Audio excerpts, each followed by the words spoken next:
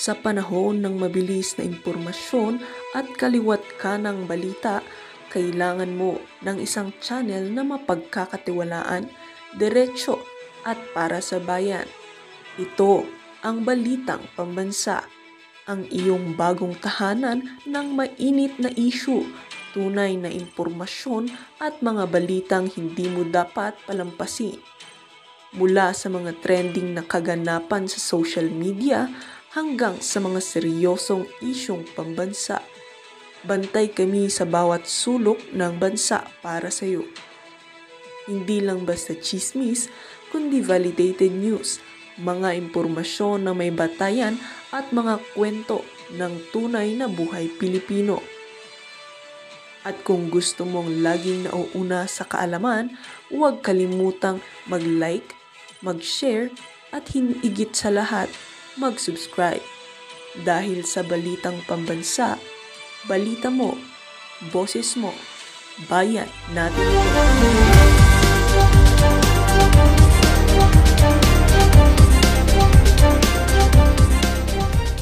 Ko ang bibig. Naalala ko talaga nung pagka, paano kaya mag-gusto? Ano natawa? The Supreme Court has reduced itself being the supreme cuddler of Vice President Sara Duterte. The dismissal of the impeachment sets a dangerous precedent. Wala.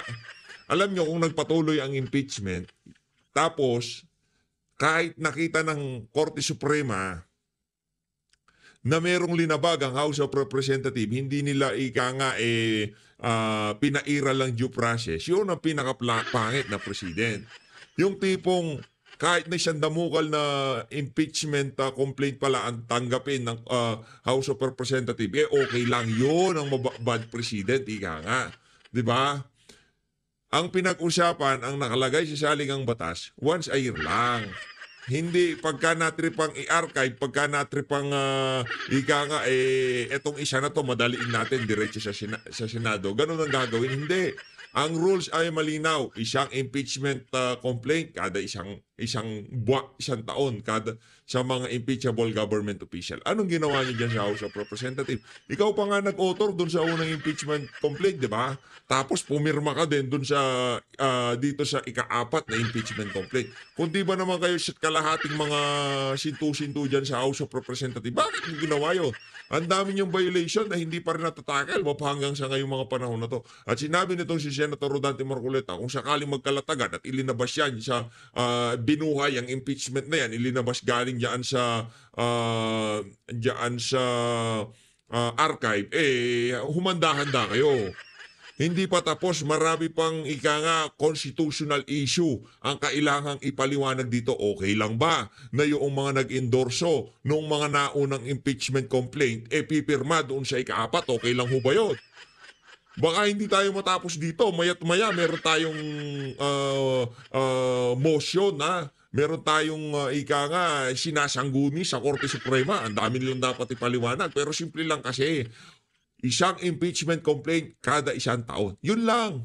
Ngayon, kasi yung pagpirma nitong si Sindanya doon sa ika-4, hindi na mangyayari kung yung unang impeachment complaint pa lang, umarangkada na. Pero hindi ho yun ang suma. Ang ginawa nila, nag-endorso itong si Baliko ang bibig, maya-maya, pumipirma siya doon sa ika-4. Ang nangyari, yung nag-endorso doon sa una, meron ho siyang pangalawang isinusumite o inuuhan na impeachment complaint, which is mali.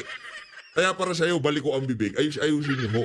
Dahil ito, masama pa rin ho ang loob nito sa mga panahon na to. Ika nga, yung galit nito kay Senator Ronald Marcoleta ay matindi-tindi. Pero okay lang yan, Baliko ang bibig. Ika nga, laging may first time. Ito, dito tayo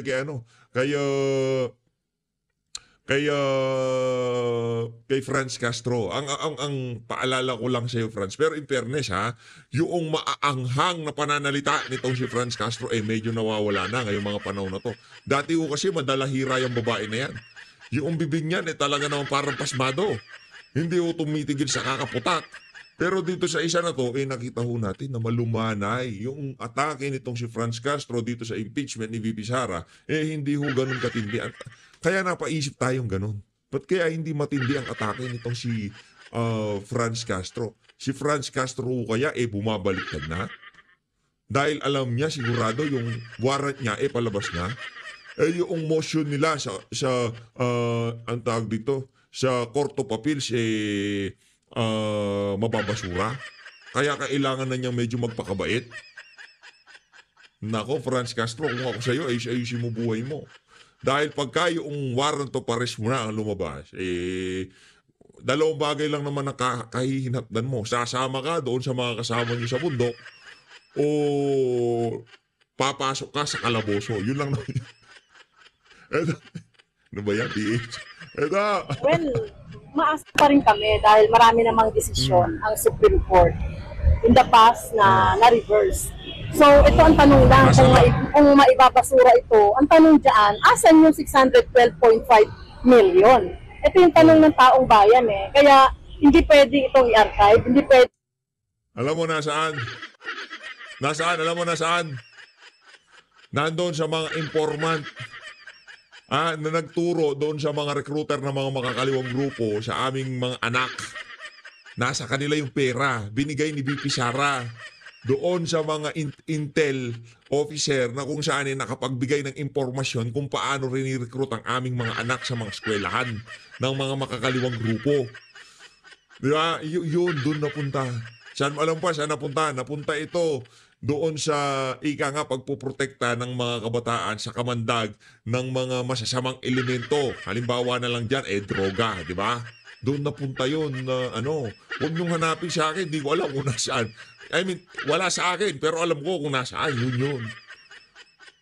Yung pera nandoon sa mga tumulong kay VP Sara para maprotektahan ang ating mga kabataan, especially nung nandyan pa siya sa Department of Education. Pwede itong itago, no? Kailangan talagang sagutin ni Sara Duterte itong impeachment. Tapos, pero gusto ko yung gusto ko yung outfit mo dyan, gusto ko yung aurahan mo para sanggol. Siyempre, ito lang yung nag-iisang, mabilis pamamaraan para panagutin ang... Hoy! Meron ako nasilip dito. Teka lang Meron ako nasilip dito. Nako, obligado to Obligado to Renato Reyes, anong ginagawa mo dyan? Ba't wala ka sa Wala ka sa front line. Ikaw yan Ato, ikaw yan, Ato. Ikaw yan, ginagawa mo dyan sa Gedli. Napapaisip ako, sino kaya ito nakasins na to? Si Ato Reyes pala. Si Boy Macdo. Yung US tuta ng nandito pala siya. Ayan long time no look, Brad. Nakasalamin ka pa talaga. Ayan ito si Ato Reyes. Ba't hindi ka nagpapa-interview sa media? Attendance lang, ganon? Walang gigil sa sa pinaglalaban? Parang ikaw yung kakilala ko. Mga impeachable officials doon sa kanilang pagwawaldas ng pondo ng mamamayan. Kaya ang masasabi natin dyan ay sana ang mga senador, itong 19 na mga senador ay mag-isip-isip pa kayo dahil baka ang sumingil na sa inyo ay ang taong bayan. Wala sisingil. Kami ang magbabayad sa kanila, di namin sila sisingil. Babayaran namin sila ng pagmamahal at talagang tunay na pagsuporta. Yan ang ibibigay namin diyan sa mga individual na yan. Yan ang tandaan mo, Franz. Yun. Si na to ibang usapan first to na discuss ibang usapan na yun yun sa susunod na video yun. Rekta na ho tayo dito kay Tito Sen. Dito kay Tito Soto. Tito Sen, arangkada na. Wala kami jurisdiction. O ba't natin inaangkad? So anong ibig sabihin ng ulat, sir, para... Akala ko ba wala tayong jurisdiction? Bakit natin gustong talakay? Labo mo, Brad. Sobrang labo mo. Teka lang, lipat ko lang dito sa Balikombi Big. Gusto kong makita sa full frame itong itong matandang walang pinagkatandaan Game? Sa liman ng mga ng pag-archive. Akala ko ba wala tayong jurisdiction? Bakit natin in-archive? Natalo yung motion table, kaya ngayon kine-question mo yung pag-archive. Better luck next time. Sabi ng Supreme Court, wala raw jurisdiction. Kahit na nag-convene sila, sinasabi ng mga kasama ko, wala raw jurisdiction. Pero in-archive. O, ano ibig sabihin? Kasi kaya in-archive, kasi yun ang walang jurisdiction ngayong lumabas ang desisyon. Ikaw ginugulo mo eh. Yang buhok mo lang talaga ang diretso. Anak ng tokwa, buhok mo lang ang diretso. Pero lahat ng usapan ginugulo mo, Brad. Nung wala pang desisyon, ang Korte Suprema, merong jurisdiction ang Senado. Tama, mali? Dahil wala pang desisyon, hindi pa diniklarang unconstitutional. Brad, wag mong, kung sa One Bull University, kung sa school bukol, napapaikot-ikot nyo yung mga yung mga teacher nyo yun. Dito ang taong bayan, hindi nyo maloloko. Akala ko ba walang jurisdiction? Bakit natin ina-archive? Loko-loko! Binubola mo na naman kami. Nung hindi pa idiniklarang unconstitutional, oo, may jurisdiction ang Senado. Dahil yun ang trabaho nila. Pero noong naglabas na ng desisyon ng Korte Suprema, yung inumpisahan nila, kailangan nilang patayin. Brad! Anak ng toka. Pagkahawi lang talaga ng buhok mo ang diretso, pero yung mga the way na magrasyon ka, para kang... Hindi may jurisdiction. Pero sir, dito sa Senado, pag in-archive ang ganitong kaso, anong ibig sabihin? Mahirap nang bunutin yun. So wala na practically dead? Hindi naman, basta't 100% ang approval. Pwedeng kunin sa archive. So ibig sabihin, sir, paano ngayon, kaya yung pinipilit ko yung i-table muna. Para pagka merong motion for reconsideration at sinabi ng Supreme Court na nag-reverse sila. So, ang target nyo, kaya gusto nyo motion to table, anytime na kung ano man ang mapag-usapan, pwede nyo mabuksan yung impeachment na yan. Anak ng Petrang Garapata. Huwag mo na kami lokohin, Soto. Pero huwag mong ibida sa amin, no? Kala ko bang walang jurisdiction? Bakit natin ina-archive? In-archive nila yung kanilang ginawa noong meron pa silang jurisdiction dahil di pa nagsasalita ang Korte Suprema. Ay, baka pagod ka na, Brad. Yung pagiging school bukol mo talaga lumabas na, di ba? Pagod na eh. Takal. Kayo ba naman, nagpapalit-palit na kayo. Kalaban nyo lang, iisa, di kayo makakana. Natoka. Gustong brasuin si Marcoleta eh. Pabraso. Eto ako, Kiko Pangilinan, matagal na ako senador. Namuti na lang ang buhok namin dito. Wala pa kami nagagawa sa Pilipinas. Kaya ibibida niya. Itong batas na to, akong gumawa nito. Akong author nito. Nasaan yung batas nyo? Nasaan? Sa bagay, ibibidan yung batas kung saan hindi masisingil na nagdulot ng tangible na pagbabago sa buhay ng sambayan ng Pilipino. Pero meron nga namang nagawa. Pero hindi lang natin malaman kung kapaki-pakinabang yung mga nagawa. Or may mga binago sila. Meron silang ni-rectify. Pinoint out nila yung mga sinasabi kong mali sa decision or inaccurate sa mga decision. Hindi madaling galawin. Bahal naka-table lang. So paano pero yung i-archive mo, sa akala ko ba, wala kaming jurisdiction, bakit ina-archive namin? Di ba? Okay, so sir, paano mahuhugot from the archives, sir? Binobola tayo ni Soto. Kala ko bang walang jurisdiction? Bakit natin ina-archive? Ay, sa bagay, wala ka naman pala nung 19th Congress. Natutulog ka doon sa bahay mo. Hindi mo alam kung anong nangyari. Nung 19th Congress, wala pang desisyon ng Korte Suprema. Wala pang desisyong unconstitutional. Wala pang immediately executory. Wala pang null and void ab initio. Wala ganon. May naumpisahan. So kung meron naumpisahan, dapat merong matapos. Brad, ganun yun. Hindi yung meron na umpisahan, tapos hindi mo tatapusin, pupunta ka dito sa kabila. Hindi gano'n. Hindi tayo makakapag-move forward pagka ganyan, Brad. Motion. So motion on the floor. Kung sabihin na ng Supreme Court na nire-rectify nila ang decision nila or nire-reverse nila sa sarili nila. Sir, yung decision ng Senate 19 forward, what does it speak of the Senate as an institution? Ako mahirap sagutin ko. Pero bilang sir, naging Senate Baka President, baka may masaktan ako sa mga salita, sa mga sagot niya, huwag na lang. Pero sir, how do you feel po dun sa minority na iba-iba po yung naging boto nyo kanina? Siyempre, kasi alam mo naman kilala niyo naman kami, kilala niyo naman ang mga background namin. So, simple lang. I was for the preservation of the Constitution.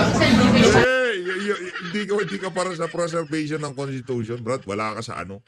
Wala yun. Hindi totoo yan.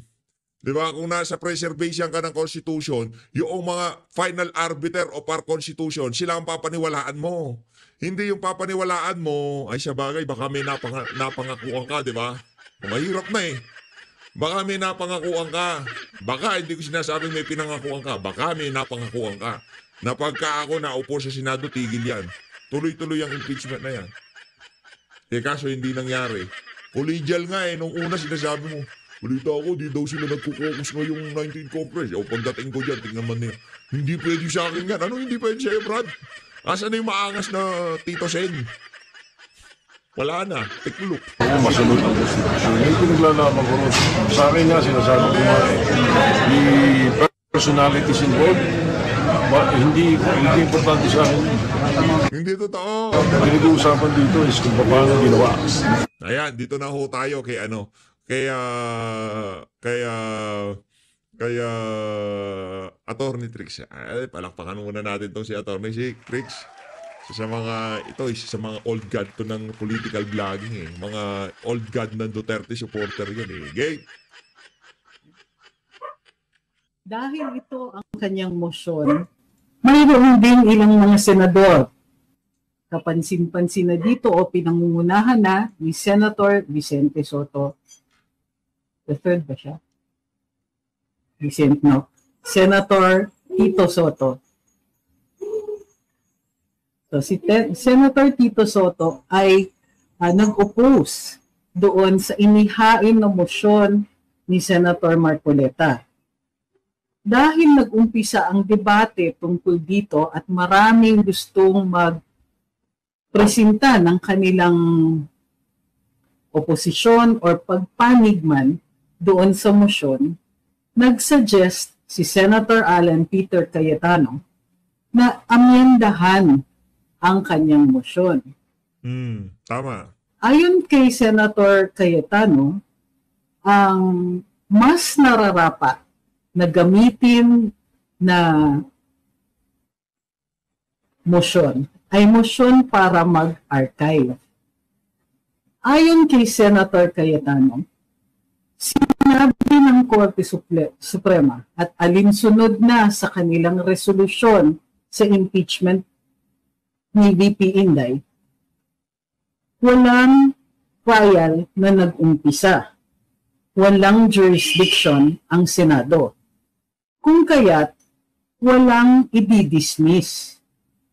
Wala kasing valid na articles of impeachment.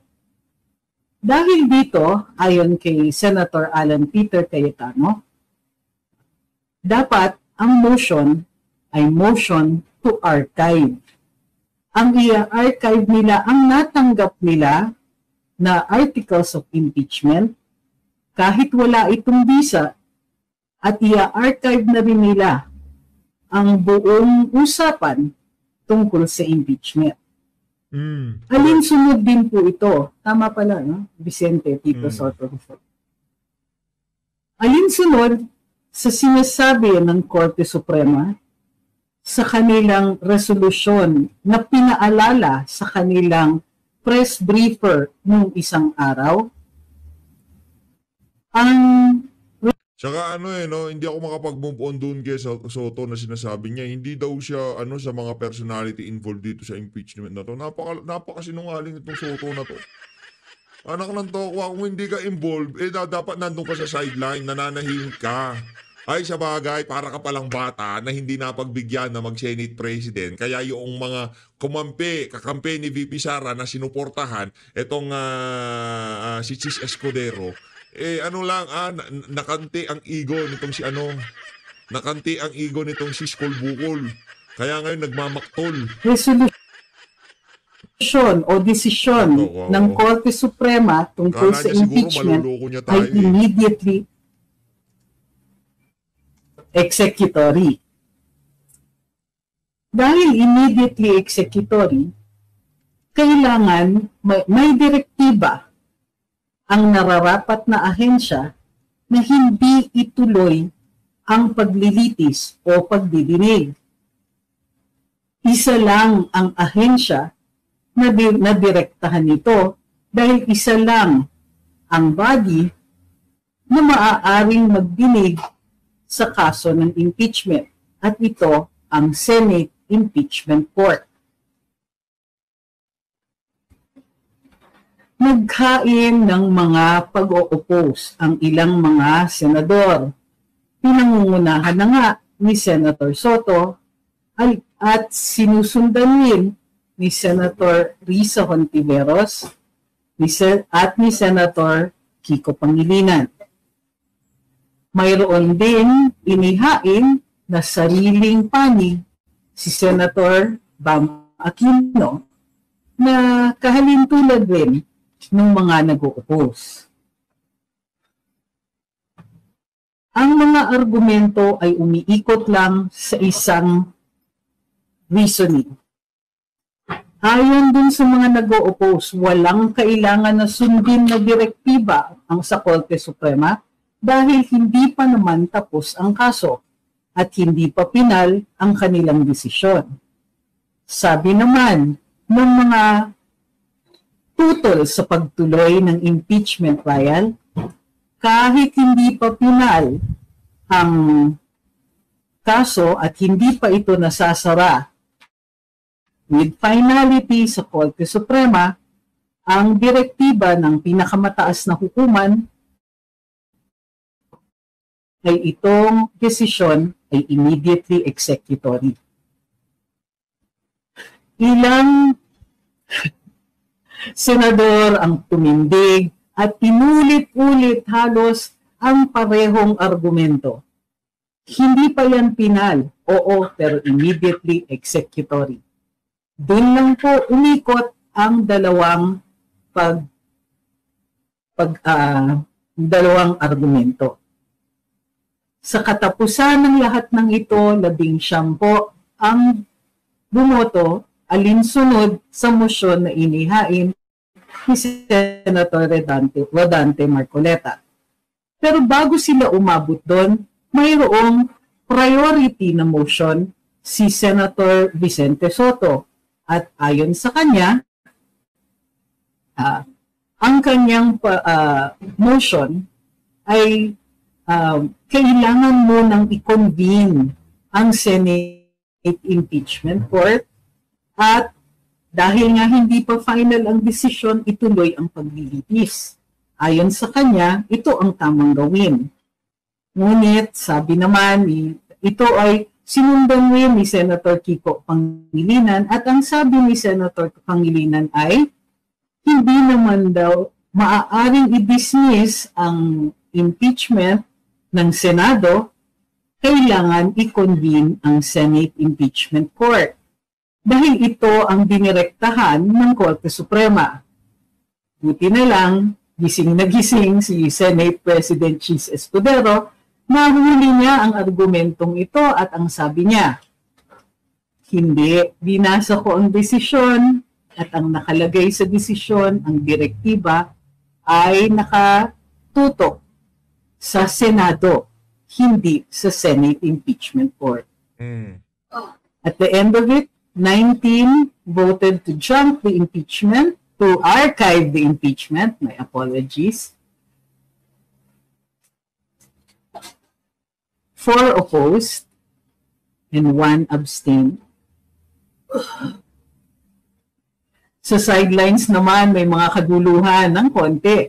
Mayroong mga kabataan o tila kabataan na tumindig habang nagtatalumpati pa si Senadora Amy Marcos. Ngunit sa time na yon, maliwanag na mananalo na ang mga tutol sa pagtutuloy. Dan mananalo na ang mga bumobotong yes to the archiving.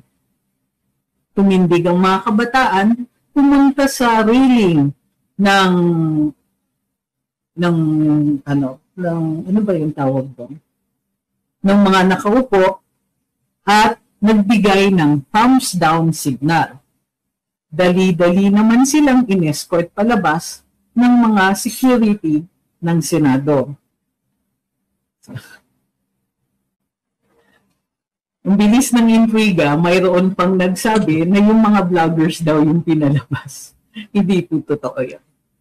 Grabe. On the sidelights din, pagdating namin sa Senado, ni-report kagad ng Rappler na dumating ang mga vloggers. Uy, bidang-bida kami. Grabe. Led by former Press Secretary Trixie Cruz Angeles. Ang kilay po, dumikit na naman sa ceiling. Ngayon pa man,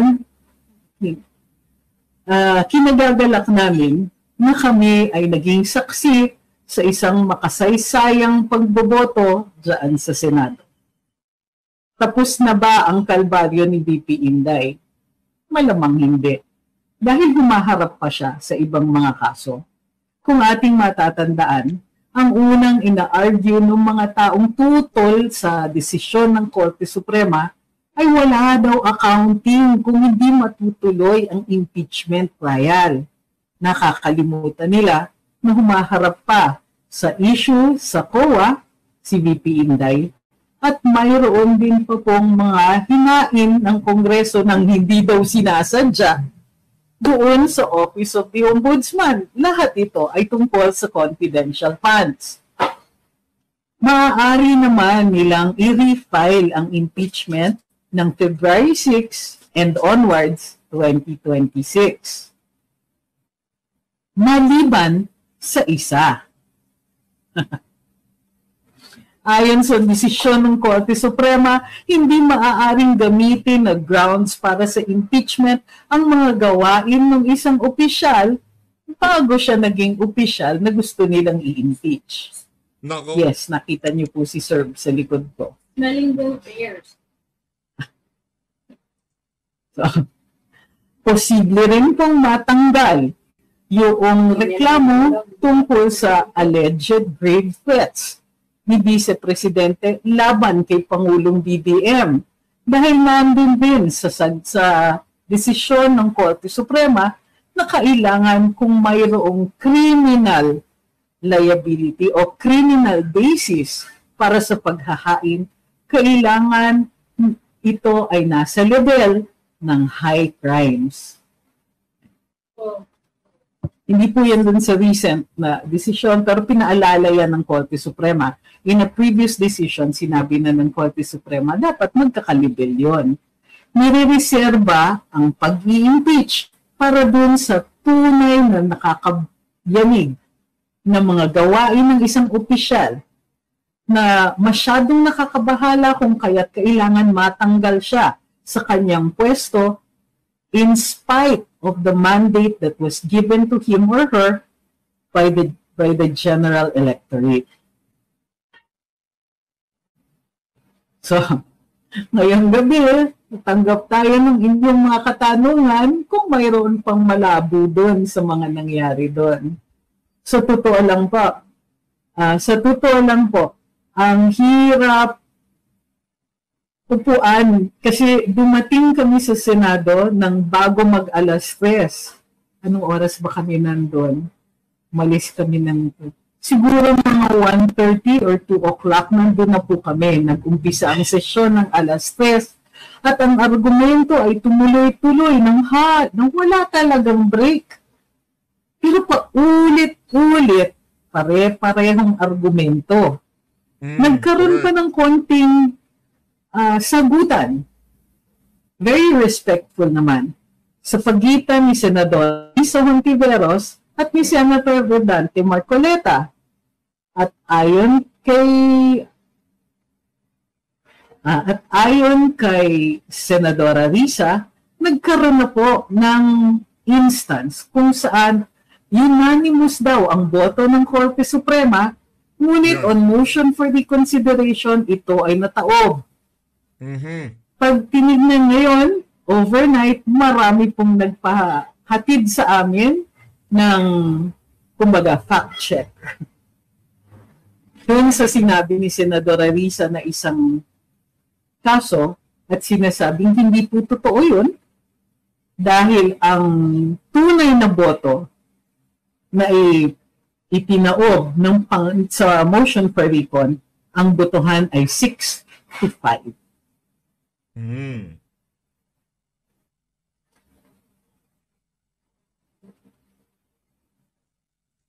Sabi ni John, tanong ko lang po, kanino kasama yung mga bastos sa gallery na pinalayas ni Senator Jinggoy? Mga kabataan yun eh. Ang leader nila ay yung apo ni Ninoy Aquino, bali pamangkin ni former President Noynoy, si Kiko B. So, hindi ko alam kung sinong kasama nila. Nandun sila nakaupo sa likod eh. Hindi, balita ko natin, bisita daw ho sila ni Bam. So, kung kayo ay mag-iintriga, intindihin niyo po ito, hindi kami yun. Mayroong bigla ang nag-intriga na kami daw yun eh. Kakatawa. At kung mayroong magsabi din, nakasama namin yun. Tignan niyo lang po yung video ng Rappler nung dumating kami. At tignan niyo kung may mga kasama kaming iba.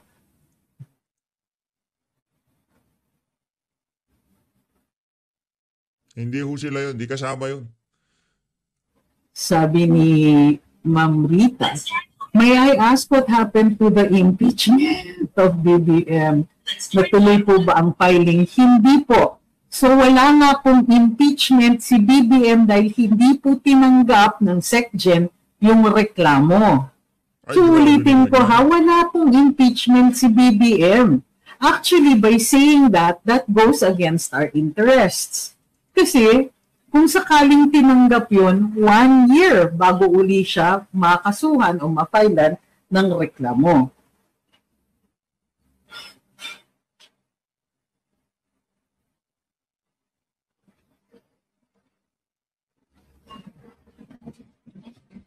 Sabi ni Ma'am Joanna, ang galing daw ni Senator Rodante. Rodante Marcoleta, pinaglaban niya talaga na dismiss ang impeachment. Sobrang talino niya. Nakakahanga yung ginawa niya. Parang hindi ka naman siguro fan, di ba? Loko lang. Siya po yung nakatakda. Galing. Sabi ni Noel, talagang ready na daw ang grupo ni na Aquino D. Talaga pong gagawa ng eksena once nalaman na nila yung magiging resulta. Mga bastos. Talagang, lalo na pagkabataan. Hayaan nyo, habang bata, pwede pang magkamali. Okay lang yun. At tayo, di ba, pinaglalaban natin ang karapatan natin magsalita at magpahayag. Yun nga lang, di natin gagawin, katulad ng ginawa nila.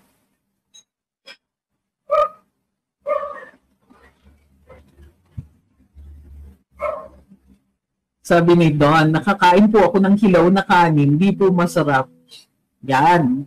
Matuto kayo sa sinabi ni Senator Marcoleta. Sabi naman nilo, huwag mong i-flood. Ang galing ni Alan Cayetano, hands down. Huwag mong i-flood. Pupasahin naman namin.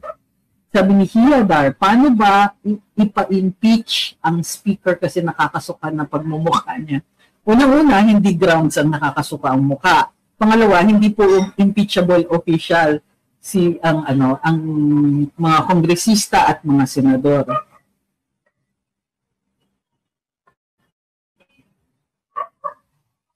Sabi ni Dalal, para matapos na yung intriga ng HOR sa CF ng OVP at DepEd, bakit hindi pa ba na-solve sa COA? Ako malay ko dyan sa COA, natatakot siguro. Ang tingin ko niyan, kung wala namang issue yung dun sa kay VP Inday, maglabas na sila. Pero mukhang merong, either way natatakot sila.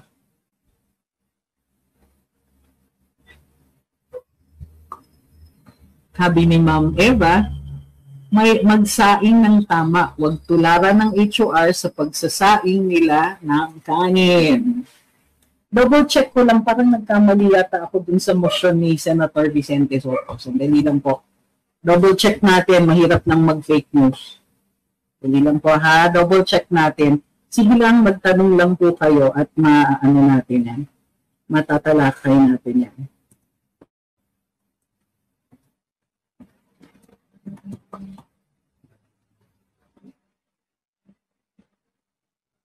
Mali. Tama. Ang motion ni Senator Soto ay i-table. Anong ibig sabihin ng i-table? I-table daw ang motion ni Senator Marcoleta. Anong ibig sabihin nun? To schedule it for debates or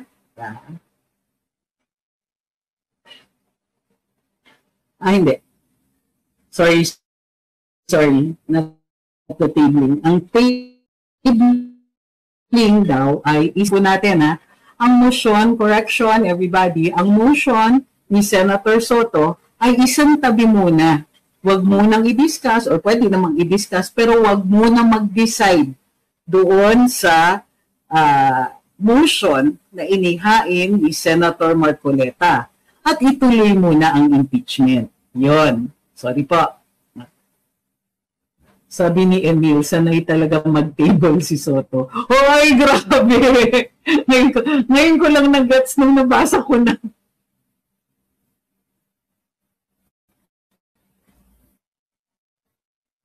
Sabi ni Jing, dati po naaasar ako kay Sen. Pontivirus. Pero ngayon naaawa na ako sa kanya, natataranta na rin. Alam niya kasi kung saan siya pupulutin lalo na sa 2028. Well, ang nagiging debate tuloy ay kung ano ang dahilan kung bakit ayaw nilang ituloy. Hindi ba nila kaya na makaulit ng ganong klaseng boto sa House?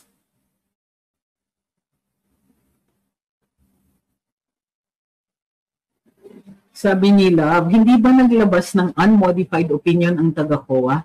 Yes, ang ibig sabihin ng unmodified opinion ay tama yung pagkakagawa at yung, I suppose, yung mga inputs sa 2024 na expenditures ng Office of the Vice President.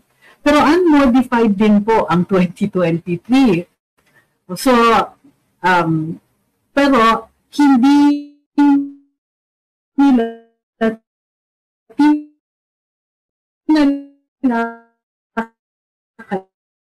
kay mismo, hindi nila tinalakay mismo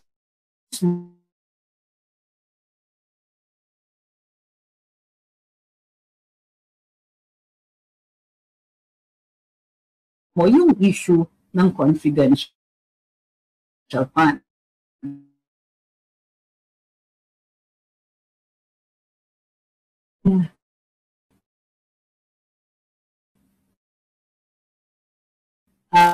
Tama po kayo na sabi ni Josephine, the old man of the Senate,